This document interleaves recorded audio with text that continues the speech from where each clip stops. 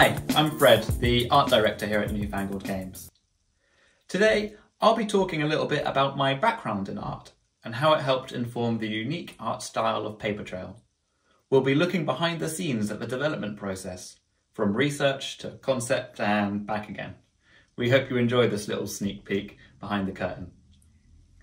I've come into games design through a fairly non-typical path. After studying fine art and illustration, I worked as a textiles and apparel designer for 5 years.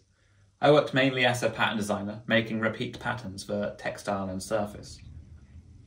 This involved a lot of working with flat colour, texture, shape and pattern, unsurprisingly, which would go on to largely influence the final aesthetic of Papertrail in both obvious ways, such as the flat stylized style.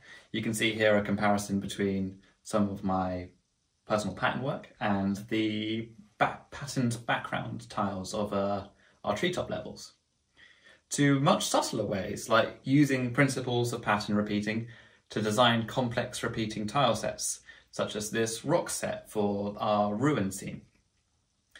Who would have thought that drawing repeating flower patterns would be so useful in designing tile sets of rocks where any cell can tessellate with any other? After we had decided on our core mechanic of paper folding, we decided to let this largely inform the direction we wanted to take our research. And, as you might expect, this led us to artists famous for their works on paper, like Hiroshige or other printmakers or illustrators who use the texture and flatness of paper. Flat areas of colour, like you can see here, or subtle texture, flattened perspective, graphic shapes and composition, and a roughness of edge that's unique to paper. All of these kinds of things were things we were looking to assimilate into our own style.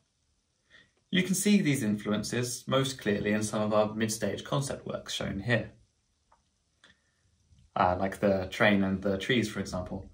The flattened, stylized tree became a kind of gravitational point around which a lot of the style ended up being based around. We looked at all sorts of old paper games too, like the Victorian card game called Myriorama, where you arrange little pieces of paper that all line up to form constantly evolving landscapes. I used to have one as a child, which really helped to inform how we wanted the path alignment kind of mechanic to work. Talking of mechanics, mechanical limitations. For me, as a textile designer and a pattern designer, coming to a project like this from a background that's not super tied to games design, one of the most exciting and challenging aspects was working around the functional and mechanical limitations of gameplay. Whilst there are simply far too many mechanical limitations and challenges to get into all of them, I'd really like to focus on how one of them ended up being incredibly influential on the final aesthetic. It sounds simple, like really simple, but having clearly defined walkable areas as a pattern designer isn't really something I'd ever had to deal with before. Walkable areas that remain readable as walkable areas even after being reflected, or rotated, or folded, or spun around, or torn, or all the kinds of manipulations that can be applied to scenes in the game, but still read as being a strong, walkable path. So when I'm designing puzzles, I'm often only given a grid with walkable and non-walkable areas and have to infer a whole environment based purely on that. For me, that's actually one of the funnest parts of it, to take that dry grid and then think about all the possible things that grid of walkable and unwalkable space could come to represent. And it was through this process that most of our concepts actually came about. You can see here an excellent example of a rough grid sent to me, and then the final piece that it gets transformed into, with some of my initial sketches over the top. But it was this, by thinking about environments in terms of paths and voids. So like you can see there, we have the path and we have the void where you cannot walk. It kind of led on to almost all of our environmental concepts being generated around that concept. So we brainstorm places where you can't walk. Sounds simple enough. You can't walk on water. You can't walk in air, which was quite a repeating theme. So literal voids in the caves, rickety pontoons over swampland, suspended platforms in treetops, ruined buildings rising out of long grass, and the flat rooftops of a snowy city, which you can see all of them here. I was particularly pleased with the flat rooftops. There's something about that which is just pleasing to me. So looking at that research and those finished concepts there, you could be forgiven for thinking that it's a straightforward process. Research, concept, final piece. But we may be smoothing over that process slightly. In reality, however, we cycled through over 50 styles and ideas, some incredibly rough, as you can see here, before we settled on the style that we felt best suited the game. It wasn't until we started applying the limitations that the image really started to come together. And by that I mean the limitations of perspective, the limitations of paper and the way that paper behaves, and the limitations of, like I was just talking about, paths and voids, which was critical in developing the final aesthetic.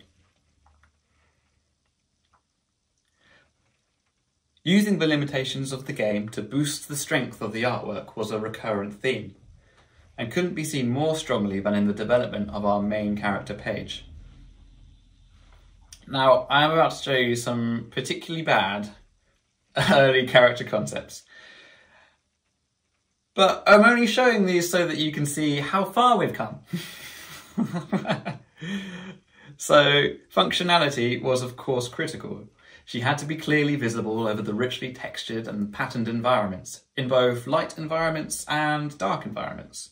The clean, monochrome design that we landed on looks like it could be cut from pieces of black and white paper. We had to test it against a bunch of different backgrounds to make sure it would always read clearly. In contrast, our environmental characters, the ones that bookend each environment, were designed into their settings and were not so tied back by functionality. I think it's really interesting to have them side by side because they both fit the theme, but they're also both dictated by their needs and their functionalities. So Paige, clean and simple, can work over any like richly textured background, but the owl, for example, is designed into its scene and has been allowed to be much more richly textured, like the environmental artwork. At first, our environmental characters were going to be done in a similar style to our protagonist, but it's pretty hard to make rosy cheeks and cute simple shapes threatening. Finally, I'd like to show you a teaser of some more ways we'll be using paper, pattern, and folding to tell our story. This is still in its early draft phase, but we're currently storyboarding up our interactive cutscenes, where you fold and unfold Paige's story as she travels further and further from home. For me, after working in top-down perspective and being restrained by the mechanical needs of the game, to be able to get back to working in a freer way is honestly a bit of a relief. What's great though is that we've been able to take the lessons learnt from developing the aesthetic under constraint, and then we can do whatever we want with it. Fold down lightning and watch it strike the lighthouse. Unfold the scene again and see the weather is cleared. Or, for example, you're lying in your bed writing a letter to your parents to let them know you'll be leaving home in the night. You fold them over and it looks like you're in bed together. But when you unfold, you see that your bed is now cast adrift on the sea as you're flung far, far from home. You fold down the lid on your suitcase and you journey off into the world. Much like I must do now.